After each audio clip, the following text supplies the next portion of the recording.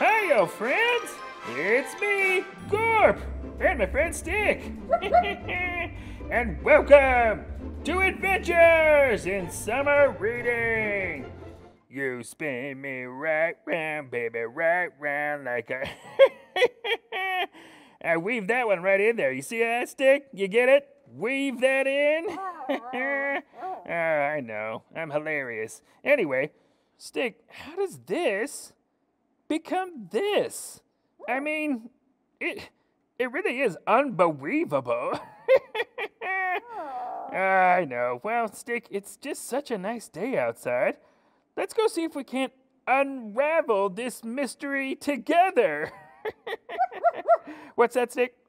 No, I'm not gonna weave you behind this time. We will stick together.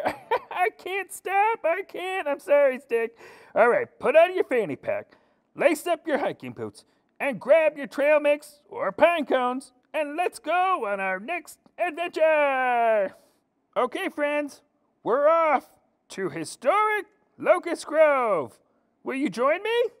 Let's go. Hiyo, friends. It's me, Gorp. And my friend Stick. I didn't forget about you, Stick. Oh, and we're here with my new friend, Hannah! Yay! Hi, Hannah! Thanks for being with me today. Hi, Stick. Yes. So, Hannah, can you tell me a little bit about where we are today? Sure. You are at historic Locust Grove, which is a 55-acre historic site located 6 miles from downtown Louisville. Whoa, that's so cool. I like Locust Grove. I've actually been here before. You have? Yeah, I love all your hiking trails and flowers and bees and birds. It's so nice here. It is. We have a lot of things for people to do outdoors here. I'm so glad you've explored so many of them. Oh, thanks. So where are we right now? What is this house? Okay, so the big brick house right behind us, that's our 3-story house that was built back in 1792. And that's where William Cron lived with his wife Lucy, their 8 children, and George Rogers Clark, who founded Louisville. That's amazing! Right, and there was also a community of people who were men, women, and children who were enslaved here at Locust Grove, and they built this house. And we are right next to the basement of the house. Oh, basements are spooky! Stick, do you think basements are spooky? Yeah, he gets scared of the dark sometimes. Don't worry, Stick, we're okay. You're okay, because our basement is really just storage. But they just put cool stuff down there. We Don't just worry keep about cool it, stuff down there, like some tools and some chairs. There's nothing scary down there. So Hannah, do you think you could take us around and show us some more stuff? Oh, I would love that. Oh, great. Let's go take a walk around and see what we can find. Let's do it. Yeah! Stick, where are you going? Get back here. Hey, Stick, you have to be on a leash at Locust Grove. Oh, no. We broke a rule. I'm sorry, Hannah. I'll go get him. It's Stick, okay. Come back, Stick. get back here. So the historic house behind me was built between 1792 and 1795. It took 3 years to build, and the enslaved workers who built it made all the bricks themselves by hand. There are more than 150,000 bricks in this 3-story, 200-year-old brick house, and we hope you enjoy exploring it during Cultural Pass. Here at Locust Grove, we have a number of historic outbuildings that show you what daily life was like back in 1816. Right now, I'm outside the hearth kitchen, where meals were cooked by an enslaved cook named Nan and several helpers. Let's go inside and see what they would have used to make meals 200 years ago. Inside the hearth kitchen, you will see a gigantic fireplace, and that is our stove. We'll cook over this fireplace, and the fire will be going 18 hours a day. So it will be really, really hot in here in the summers. We can make a lot of different things in the hearth kitchen at Locust Grove, and 200 years ago, they enjoyed some of the same foods we do, like potatoes and eggs and even waffles. We don't have running water in the hearth kitchen at Locust Grove, so there's a well right outside the door, and there is a sink where we would bring water in to wash the dishes and do any other cleaning here in the kitchen.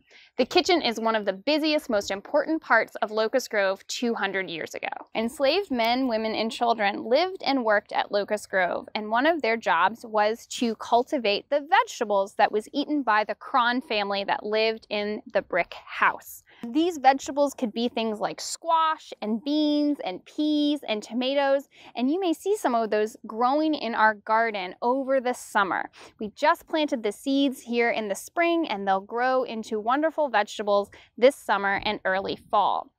200 years ago, we also would have grown corn and wheat, and we would have had animals like cows, horses, and maybe even sheep. We also, during Cultural Pass, will have lots of great activities for you on Tuesdays. Activities like spinning and weaving and woodworking and sewing and so many other things. And I think we have someone on the porch right now showing us how to spin. I'm here with my friend, Kelly. Kelly, what are we learning about today? We are learning about how people 200 years ago, when they lived here at Locust Grove, would have made their clothes. What? How did they make clothes back then? Did they just get them at the store? When you can't just go to the store, you have to make it all yourself. And that meant starting all the way back at what are you going to make it out of? Oh, like different materials? Yes, different materials. And there were different things that people could have used at the time. Oh, I love that. What kind of things can I use, Kelly? So some of the things they can use is a plant that's called flax that makes this kind of thread there. Oh, I like that one. All right. Or you can use cotton. This grows on a plant. This came off the plant. That's so cool. I love things from nature. That's organic. It is. And the thing we're going to look at today is wool from a sheep. What? You can make clothes from sheep? I didn't know that. It starts out that way. Oh, Kelly, you're so smart. How long have you been doing this? I've been doing this probably around 10 years now. Oh, wow. So does it take a lot of time to practice? It does. Okay, but one day I could be as good as you? I'm sure you could if you practice. Oh, Kelly, I have an idea. You said some good things about materials. I'm gonna go look for something. I'll be right back. Okay, I'll see you later. All right, see ya. Bye. Well, while he's off looking for something else, I guess I'll talk more about wool.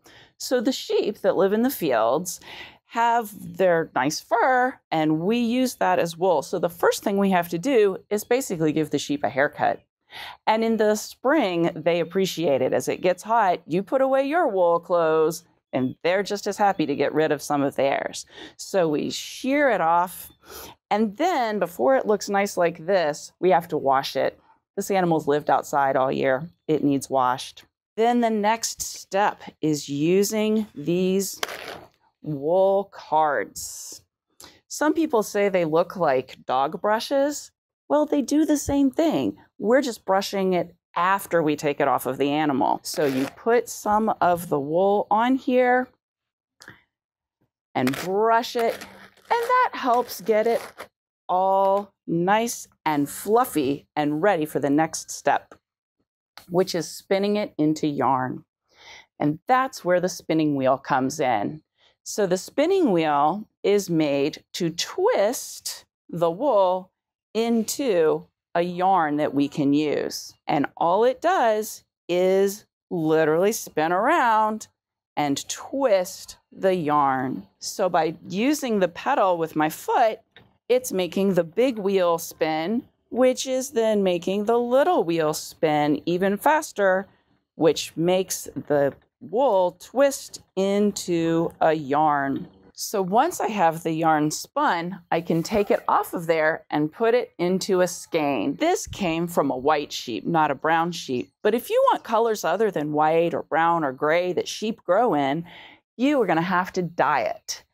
And there are lots of different materials that people 200 years ago could have used to make different colors. The most interesting one is this actually doesn't come from a flower or a plant.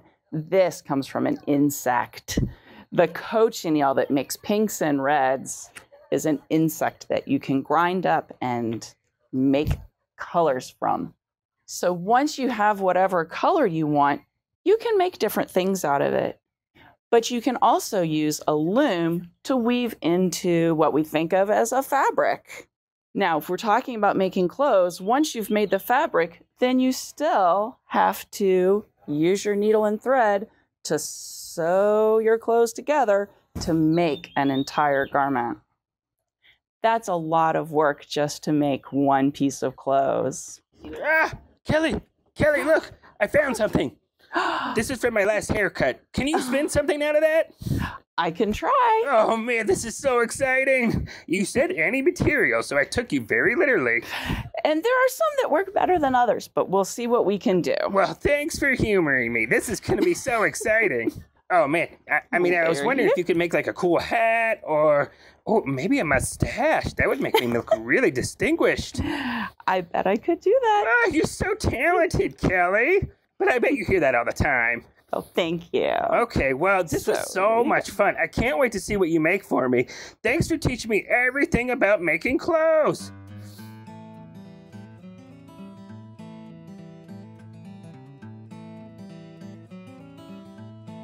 Hi-yo, we're back with Gorp and Hannah! Yeah. And Stick. Oh, and Stick. I'm sorry, Stick. I always forget. Thanks, Hannah. We had such a great time at Locust Grove. It was so fun having you and showing you around. Oh, it was the best. Yeah, Hannah, can we come back and see you again sometime? Yes, if you sign up for summer reading and complete summer reading, you will get passes to come visit us whenever you want. And if you sign up for Cultural Pass, you can come see us on Tuesdays. Oh, thanks, Hannah. That's so great. Did you hear that, kids? Complete your summer reading, get your Cultural Pass, and come back to Locust Grove for good time. See you next time. Bye. Bye-bye. Say bye, Stick. See ya.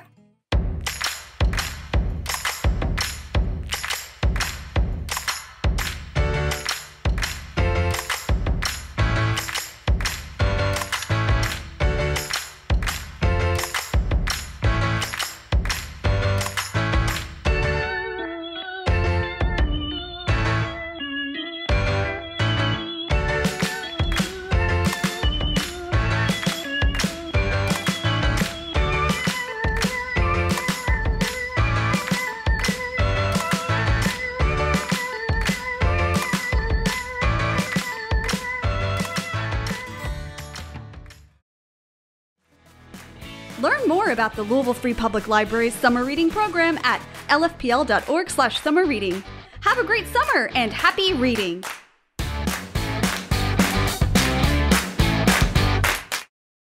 Choo choo! It's scouting time! Yeah!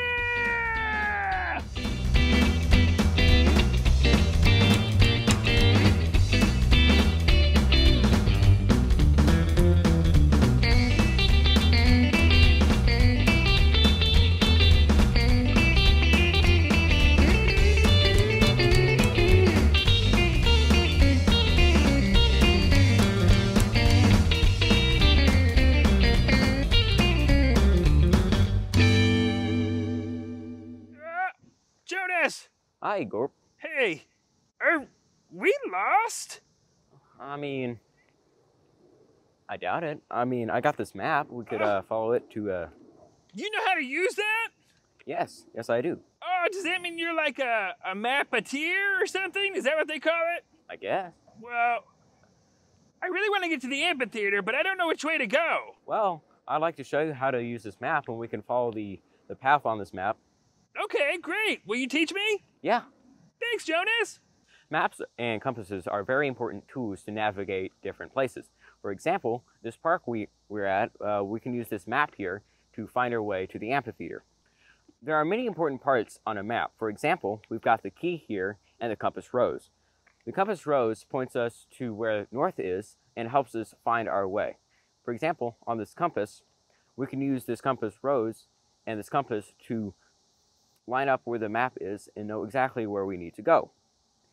This key here tells us what each icon is on the map. For example, we've got the different trails and they're colored differently on this map. We've also got Silver Creek, which is marked in dark blue, which stands for water. In order to properly use a compass, you need to hold it flat so the gravity doesn't mess with the needle, and the red usually points towards north. So using this, we can find out that north is pointing that way. In conjunction with this map, the compass rose says that north is that way, so we know where we are. When using a map, it is also important to look out for landmarks. For example, we've got this building here that is on this map. It is clearly labeled. That building there is this building on the map. We can also use that to find where we are currently. To find our way to the amphitheater, this map and compass says that we need to walk southeast along this path here to find the amphitheater. After a long and arduous journey, we have finally arrived at the amphitheater. Jonas! We did it! You are a great orienteer! Thank you. Thanks for leading me here. Well, I'm taking your hint. You brought me to the amphitheater, so that must mean one thing. You're ready for an incredible one-gorp show! To the stage! Lights, camera, here I go! To be or not to be? I'm gonna wash that man right out of my hair. I'm gonna wash that man right out of my hair. The phantom of the emperor is here inside my mind. Do a deer, a female deer, right at the sun. Stick, you're missing it. It's my moment. Yeah. Alexander Hamilton, I'm not gonna miss my shot. Oh yeah! Yeah. Thank you, Jonas. Yeah, great. My greatest fan.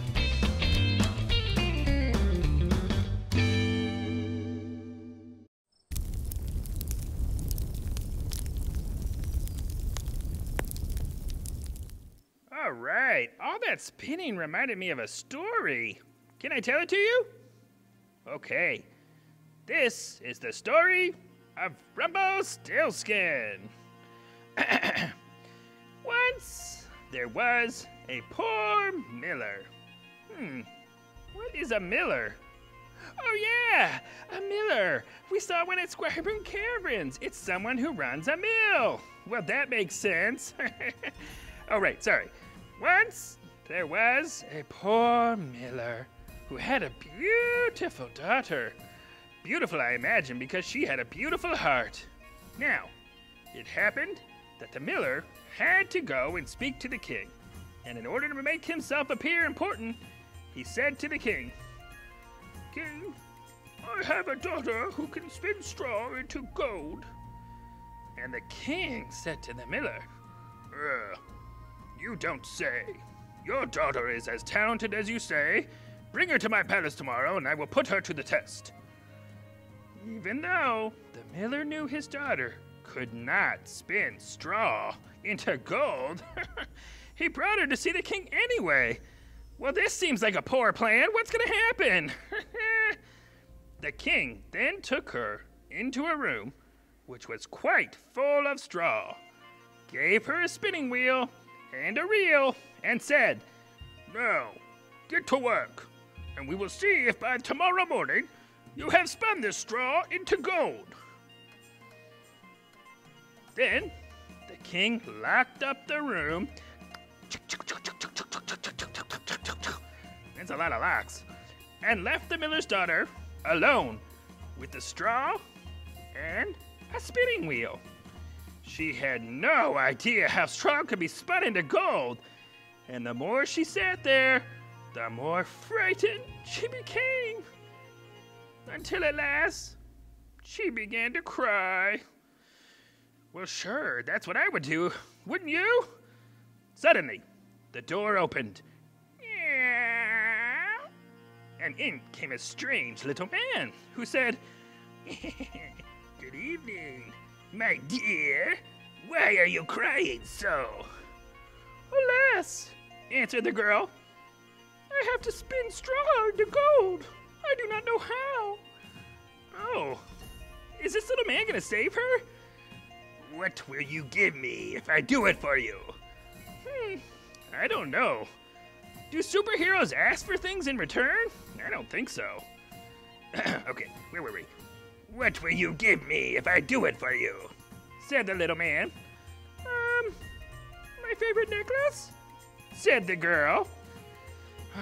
He won't take it, though, really. It's her favorite necklace. This is crazy. The man took the necklace. What? Pine cones? The man took the necklace? I mean, who is he? Seated himself in front of the wheel, and whir, he turned the wheel throughout the night until the morning, when all the straw was spun into gold. By daybreak, the king was waiting at the door. When he saw the gold, he was delighted, but his heart became more greedy. He took the miller's daughter into another room full of straw. No, not again. Wasn't once enough? The next room is so much bigger. I can't believe he's gonna do this.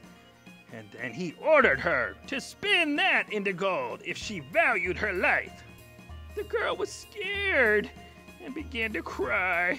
Oh, Stick, this is terrible. Where are you? Suddenly, the door opened again. And the strange little man appeared and said, "What will you give me if I spin the straw into gold?" The ring on my finger," answered the girl. The little man took the ring, again began to turn the wheel, and by morning had spun all the straw into glittering gold. The king rejoiced at the sight, but still he wanted more gold. So he had the miller's daughter take it into an even larger room of straw and said, "You must spin this too, but if you succeed, you shall be my wife." Ha ha ha. Oh, Stick, whatever happened to romance, am I right? When the girl was left alone, the little man appeared again for the third time and said, "What will you give me this time if I spin the straw for you?" "I have nothing left to give," answered the girl. "Then promise me, if you become queen, you will give me your first child." What? What a wild turn of events the story is taking. I can't believe it. Okay, let's get serious here. The miller's daughter thought, who knows whether that will even happen, and not seeing any other way out, she promised the man what he wanted. And for that, he spun the straw into gold once more. Stick! What could she do? I mean, what will she do? I don't even understand what's going to happen. All right, let's keep watching.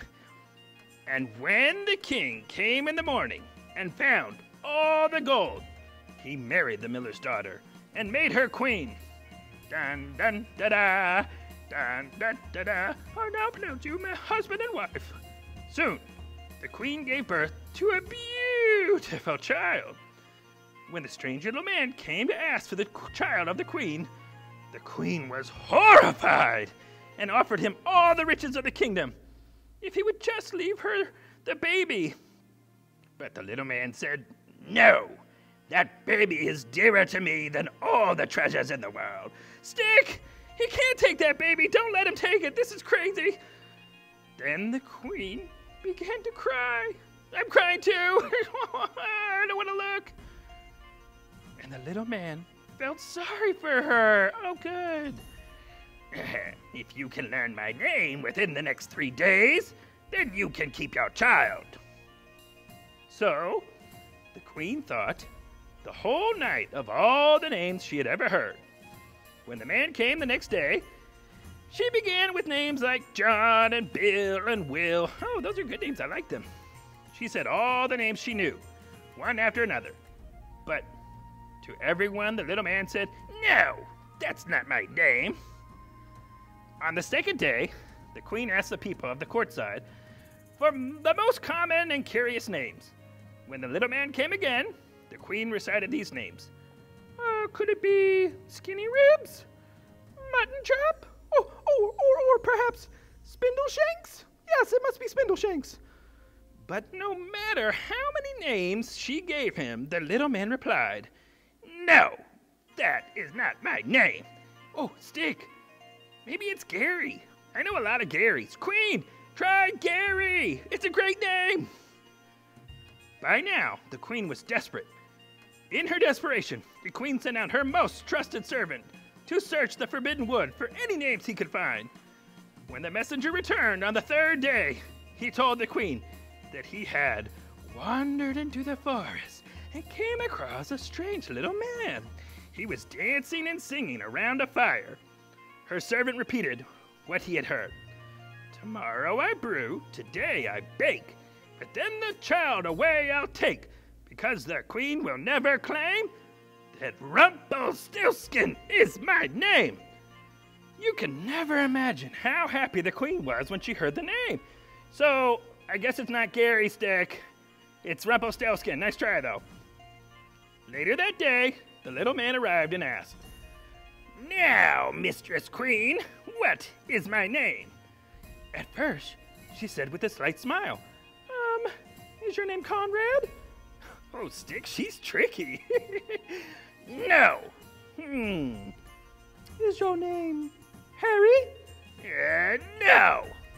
Ah, well, perhaps your name is Rumpelstiltskin. Impossible! No fair! The little man screeched angrily, stamped his foot hard on the ground. He scurried around the queen's room in a fit of rage. He smashed into walls. He thumped his foot, and he bumped his head. He smashed and thumped and bumped and jumped.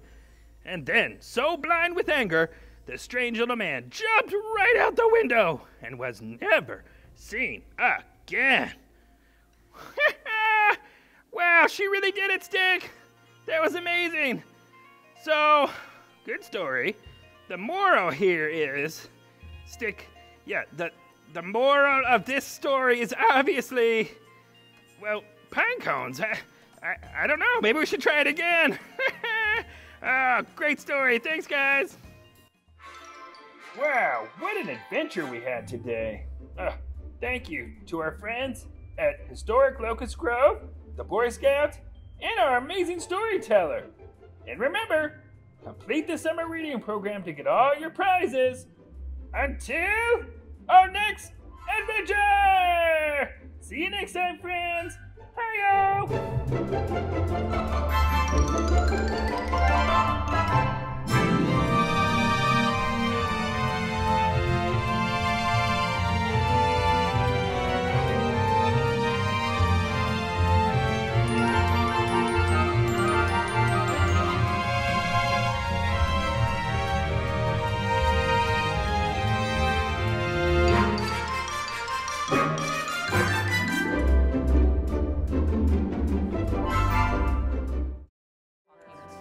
When I grew up, it was all about the books and stuff. They have changed so much over the years. And they have computers, like if you want to play and if you don't have a computer at home. This is a great place for genealogy. I think of the library as an investment in a community.